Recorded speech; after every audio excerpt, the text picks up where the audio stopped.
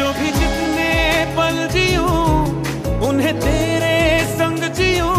বাল্য বিবাহ করেছিলাম, এই কারণে রেজিস্ট্রি কোনো কিছুই ছিল না, পেপার টেপার। কাজী যখন বিয়ে পড়েছিল তখন কি তোমার মাথায় ঢুকেছিল না? আমি বিয়ে করতেই চাইছিলাম। এখন আব্বু হচ্ছে আমাদেরকে আবারও বিয়ে দিবে। संग भरूं चाहे जो हो रास्ता उसे तेरे संग चलूं। তুমি তোমার ছেলে পক্ষ না মেয়ে পক্ষ বিয়েতে যাচ্ছো? আসসালামু আলাইকুম, কেমন আছেন সবাই? আজকের ভিডিওটা আমার কাছে অনেক বেশি স্পেশাল। সময়টা তার নিজ গতিতে চলতেই থাকে।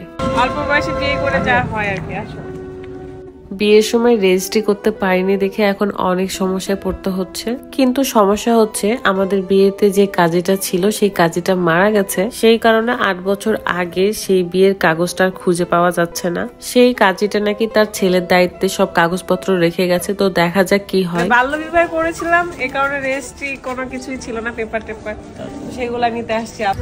এখন আব্বু হচ্ছে আমাদেরকে আবারও বিয়ে দিবে। আপনি যে এখন কথা বললেন কি বলছেন?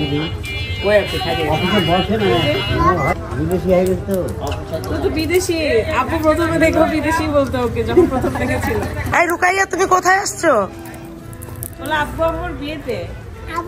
তোমাকে দাওয়াত দিছিল বিয়েতে? জীবনের প্রথম তুমি কোন সন্তান যা বাপ মায়ের বিয়ে খাবা? আমরা ওয়েট করছি কাজের জন্য। না কার জন্য ওয়েট করছি?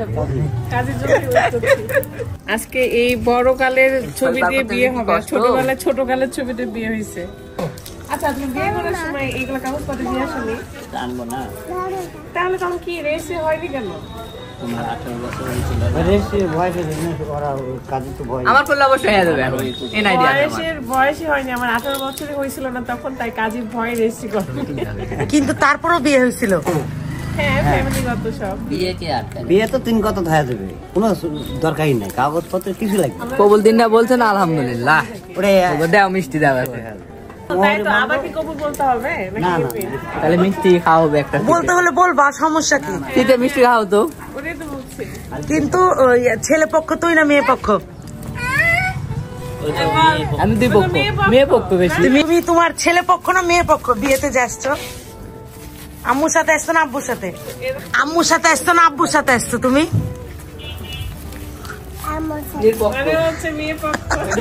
প্রেগনেন্সির কারণে কিংবা বেবি হওয়ার পর মায়েদের শরীরে একটা অন্যরকম পরিবর্তন আসে। যেমন ধরুন বিভিন্ন জায়গায় কালো দাগ কিংবা পেটে ফাটা দাগ, সেই কালো দাগ কিংবা ফাটা দাগ দূর করতে মমস স্পেশাল এই বডি লোশনটা খুবই ভালো কাজ করে, বলতে পারেন খুব পপুলার একটা বডি লোশন। তো এই লোশনটা আপনারা নিতে চাইলে haven of proven beauty facebook পেজে নক করতে পারেন, পেজটা ক্যাপশনে দেওয়া থাকবে, চেক করে নেবেন।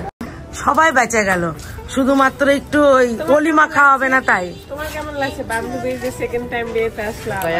আমি তো একটু অন্যরকম, এটা ভাবছিলাম যে দেখি কলে কাউকে যুবকে তোমরা পরিণত হলা। এখন না কাজে আসলে মাথায় কাপড় দিয়ে সমস্যা নাই। যে ভুলটা আগে করেছিল ওই ভুল তুমি আবার করছো কেন? তোমার কি এক ভুল আবার করতে ইচ্ছা করছে? আর কি করবো? কাজী কোথায়? এতক্ষণ আসে না কেন? বিয়ে তো এত উত্তেজিত তো প্রথম বিয়ে তো ছিল না তুমি। কাজী যখন বিয়ে পড়েছিল তখন কি তোমার মাথায় ঢুকেছিল না? আমি বিয়ে করতেই চাইছিলাম। কি ওই আগে বলছে, তুমি আগে বলো না? এটা ইউটিউবে বলা লাগে সিস্টেম, ওইটা তার জন্য। ফারিস কাজী তোমরা কি মিষ্টি খাও? আচ্ছা নতুন দেন আদান মিষ্টির শুরুটার টাকা দেই, ছেলে খাওয়াবে মেয়ে কেন খাওয়াবে? তাই তো দেন টাকা দেন মিষ্টির। আমাদের রেজিস্ট্রি করাটা খুবই গুরুত্বপূর্ণ ছিল, তাই চলে আসছি রাজশাহী থেকে, আর কাজেও চলে আসছে। এখন দেখা যাক সেই কাগজগুলো খুঁজে পাওয়া যায় কিনা, না পাওয়া গেলে কি করে করব।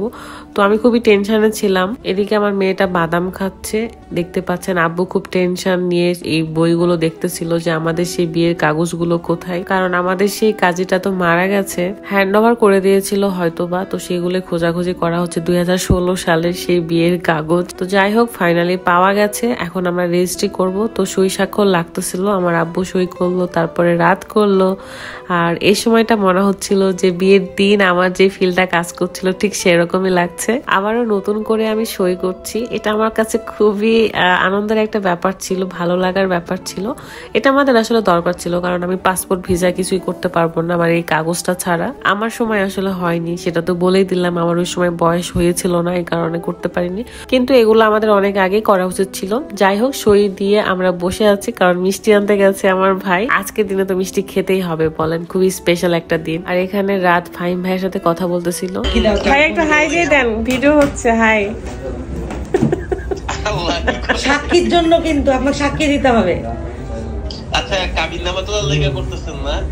হ্যাঁ, কাবিননামাটা দিলেই পাসপোর্টটা করবেন। পাসপোর্টটা তুললে দেখছেন না নতুন বউ আছে। আমি কি ভাসুরের কাছে দোয়া নেও, ভাসুরের কাছে দোয়া নেও। ভাইয়া দোয়া করে দেন। ভাইয়া দোয়া করে দেন, আর আমাদের গিফটটা পাঠাবেন না ভাইয়া?